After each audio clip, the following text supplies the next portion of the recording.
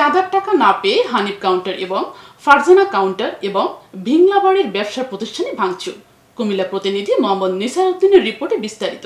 সাথে আছি আমি এসকেন রেশমা। কুমিল্লার মুরাদনগর উপজেলার কোম্পানিগঞ্জ বাজারে দক্ষিণ ভিংলাবাড়ি ও বাখরনগর 2 গ্রামে সংঘর্ষের ঘটনা ঘটেছে। শুক্রবার জুম্মার নামাজ শেষে এই সংঘর্ষের ঘটনা ঘটে বলে যায়।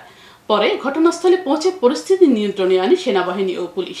স্থানীয় ব্যবসায়ীদের অভিযোগে চাঁদার টাকার জন্য পূর্ব পরিকল্পিতভাবে বাখরনগর গ্রামের শতাধিক লোকের নেতৃত্বে এই হামলা চালানো হয়েছে। সংঘর্ষের সময় বেশ কয়েকটি দোকানপাট ভাঙচুর সহ সমবায় সমিতির অফিস ভাঙচুর করা হয়। তারা দোকান দিছে, দোকান পরে আমরা দোকান ঢালা দিয়ে এরপর আমরা পালাই দিয়ে গেছি। তারপরে রাত্রে কাজ হয়েছে, এই কাজে গিয়ে সূত্রদের দিয়েছে।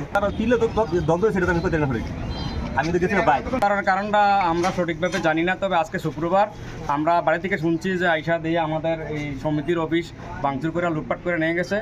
গত বৃহস্পতিবার আমাদের ব্যাংক টাইমে টাকা জমা দিতে পারে নাই, যে ইনকাম ছিল কিছু সমিতি কালেকশন ছিল প্রায় 5 লক্ষ টাকার মতন, এগুলো নিয়ে গেছে। আমরা আইসা খোলা পাইছি, গেট খোলা পাইছি এবং দরজা মরজা সব কোপাইতে বা শাটারমাটা খোলা, আমাদের জরুরি কিছু ডকুমেন্ট ছিল, এগুলো নিয়ে গেছে। এতক্ষণ সাথে থাকার জন্য ধন্যবাদ। আয়ন টিভি নিয়মিত আপডেট পেতে ভিজিট করুন আমাদের ওয়েবসাইট, ফেসবুক, ইনস্টাগ্রাম ও ইউটিউব চ্যানেলে।